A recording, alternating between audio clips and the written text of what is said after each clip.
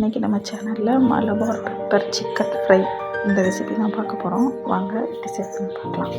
இதுக்கு வந்து மேரினேட் பண்ணால் என்னென்ன தேவை அப்படின்னு பார்த்தோம் அப்படின்னா, சிக்கன் 1/2 கிலோ, மிளகுத்தூள் 1/4 டீஸ்பூன், எலுமிச்சைச்சாறு 1 ஸ்பூன், உப்பு தேவையான அளவு. இது வந்து சிக்கனை மேரினேட் பண்ணி வைக்கிறதுக்கு. நெக்ஸ்ட்டு வந்து தாளிப்புக்கும் அரைப்புக்கும் என்னென்ன தேவை அப்படின்றத பார்த்துடலாம்.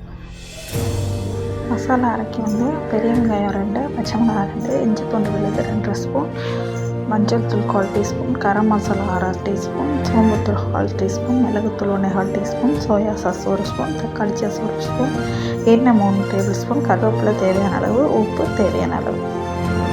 இப்போ தேவையானதெல்லாம் எடுத்து வச்சாச்சு. பெரிய வெங்காயத்தை கட் பண்ணி பச்சை மிளகாய் கீறி வச்சுட்டு இஞ்சி பூண்டு பேஸ்ட்லாம் ரெடி பண்ணி வச்சுட்டு இப்போ சிக்கனை எப்படி மேரினேட் பண்ணுறதுன்னு பார்க்கலாம்.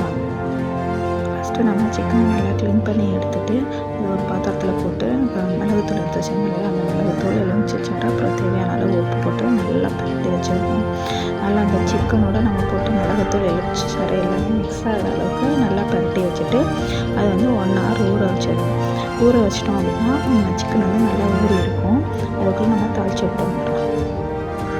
நெக்ஸ்ட்டு தாளிப்புக்கு ஒரு கடாய் அடுப்பில் வச்சு அதில் நம்ம எடுத்து வச்சுருக்க 3 டீஸ்பூன் எண்ணெய் ஊற்றி எண்ணெய் நல்லா சேர்ந்ததும் நம்ம கட் பண்ணி வச்சுருக்க வெங்காயத்தை போட்டு நல்லா ப்ரௌன் கலரில் வர்ற வரைக்கும் வதக்கணும்.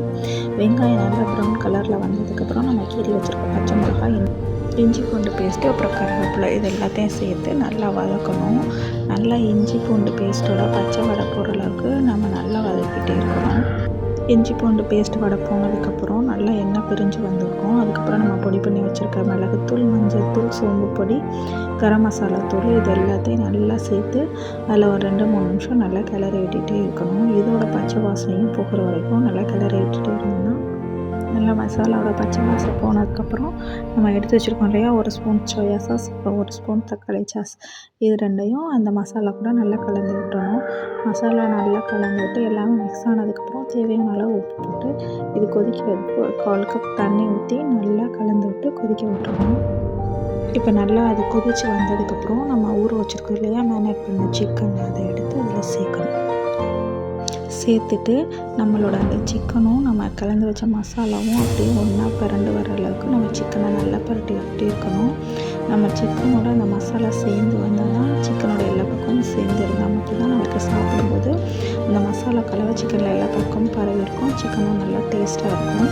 அதனால் நல்லா பரட்டி விட்டுட்டு சிக்கன் வேகிறதுக்கு 1/2 கப் தண்ணி ஊற்றி ஸ்லோ ஃப்ளேமில் வச்சு மூடி வச்சிடணும். ஒரு 10 நிமிஷத்துக்கு ஒரு தடவை கிண்டி விட்டுட்டே இருந்தோம்னா தண்ணியெல்லாம் நல்லா வற்றி நல்ல சிக்கன் நல்லா வெந்து நல்லா கிறிஸ்பியாக வந்திருக்கும். அதுக்கப்புறம் அது மேலே தேவையான அளவு கொத்தமல்லி எடுத்து வச்சுருந்தோம் இல்லையா அதை தூவி இறக்கிட்டோம் அப்படின்னா நம்மளுக்கு வந்து ஸ்பைசியான Malabar pepper chicken fry ready ஆயிரும். இது நல்ல காரசாரம் இருக்கனால நம்ம தயிர் சாதம், சாம்பார் சாதம், ரசம் சாதம் இது எல்லாத்துக்குமே சாப்பிட்லாம். நீங்களும் உங்கள் வீட்டில் ட்ரை பண்ணி பார்த்துட்டு எப்படி இருந்துச்சுன்னு